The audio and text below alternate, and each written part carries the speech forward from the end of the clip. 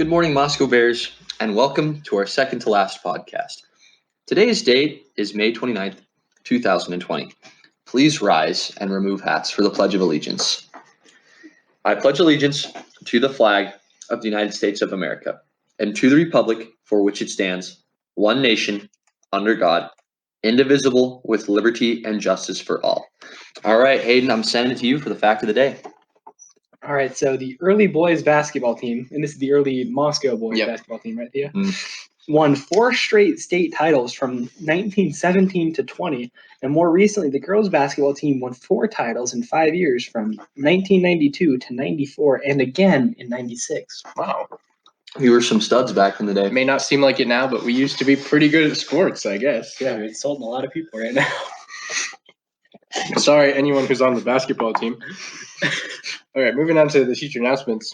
So we're winding down the school year, and Miss Lyon wanted to let you know that the plan for returning Chromebooks and textbooks, there is a plan. So on June 3rd, seniors from 9 o'clock to 11 o'clock and 1 o'clock to 3 o'clock will be able to return their Chromebooks, I believe. Or is that everything? Yeah, Chromebooks, textbooks, and pick up yearbooks. Okay. And then June 4th, it'll be juniors from 9 to 11, and then again at 1 to 3. June 5th will be freshmen and sophomores, 9 to 11 and 1 to 3. Students will enter the building on the 3rd Street side to check in Chromebooks, and they will enter the cafeteria to return textbooks in areas assigned to each teacher. After that, students will be able to pick up their yearbook, exiting the cafeteria through a different door.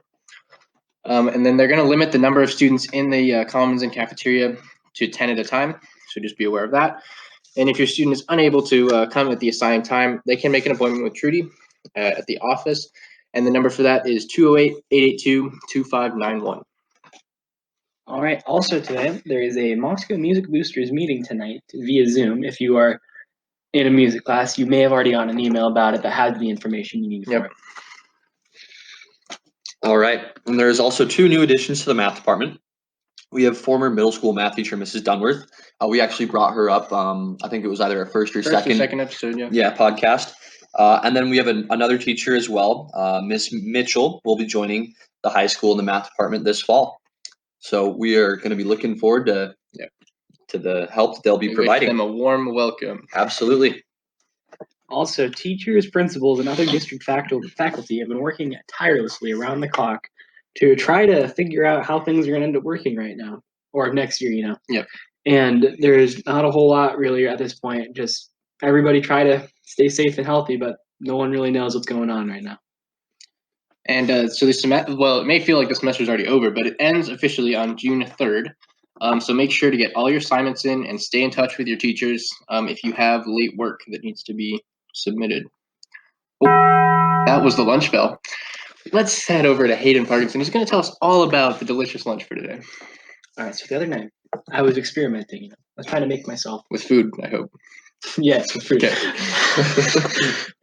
And so I wanted to see what I could do to make some hand breaded chicken, a little more flavorful, Mm-hmm. Yeah. So I ended up making a breaded chicken parmesan. Instead of bread that, you're going to want to take a nice chicken breast.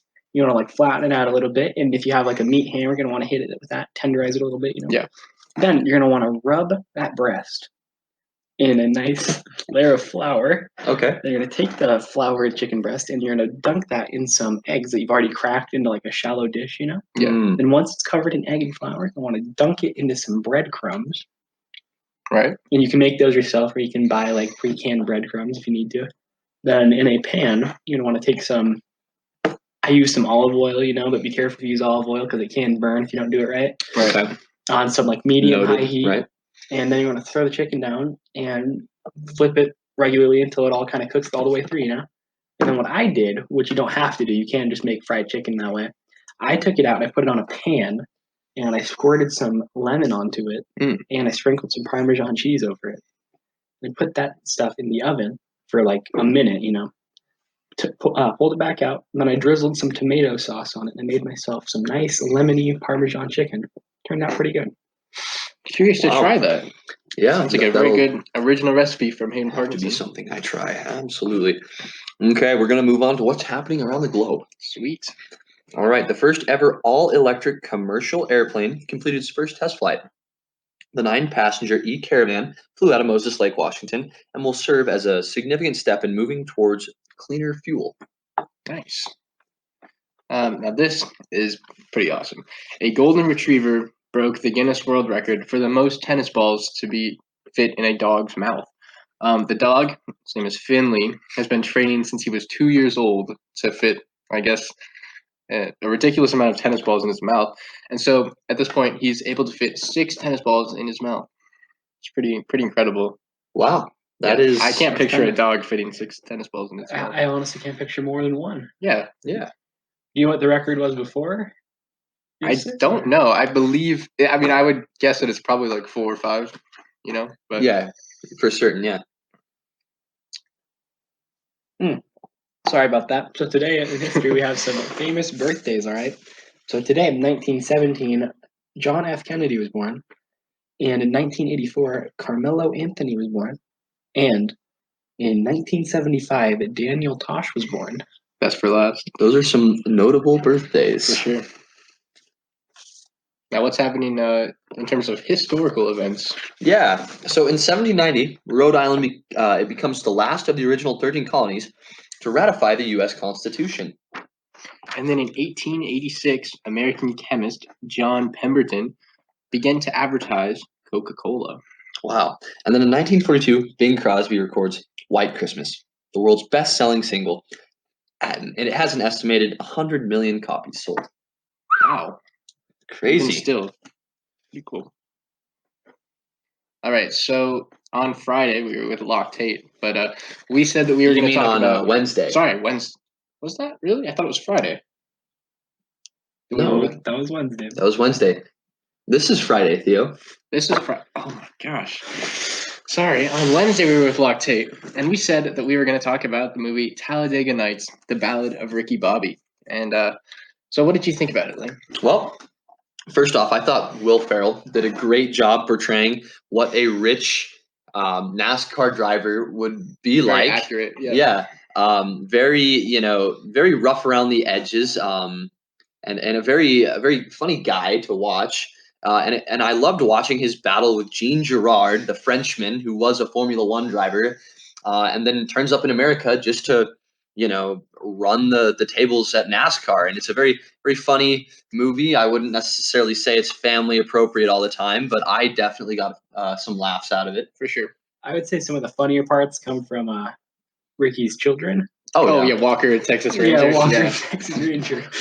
Like the scene where they brag about how they threw their grandfather's war medals over a bridge.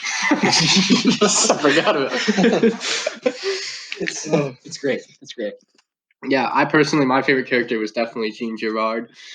He wants to be beat by Ricky Bobby so that he can leave racing and become a Komodo dragon tamer, I believe, or something like that. But he doesn't want to let Ricky Bobby win, so Ricky Bobby has to earn the win. Mm-hmm. But in the end, they both get disqualified because they. This is a bit of a spoiler, but they walk across the finish line when they crash. So that means that the guy. They were both disqualified. Yeah, but the Cal guy. The guy who'd been overlooked all the time, Ricky Bobby's partner, he gets the win. So yeah, in the end, very satisfying finish to the movie. I'd have to agree with them. Yep. Very good movie. I'd rate it 8.3 out of 10. That's a very specific number. I would have to say maybe more of a 8.9 even for me. Really? Okay. I was gonna say like maybe a 7.5 on my Really? end, I think it's a great movie. It's pretty funny, but sometimes it's it's like a little too stupid. I mean, I would definitely. It's a over Will the Ferrell top, movie. It is a but Will Ferrell I- movie. Like, yeah, come on. yeah. I enjoy over the top. I most do of the too, time. but like that whole hospital scene, parts of it just weren't even funny. Yeah, It was that's just true. Stab the leg into his, or stab the knife into his leg. Yeah. All right. Well, that's all we've got for today, folks. Tune in for our final episode, which will be on Wednesday, June 3rd, where we'll hope to have more important announcements from faculty to keep you updated as the year winds down. A new lunch to try. Remember to stay safe out there, and we'll see you around. What is it, guys? It's a great day to be a bear. This is a student-led and organized production. However, it's not really Moscow High School's podcast. We're brought to you by student body team, no official from NHS.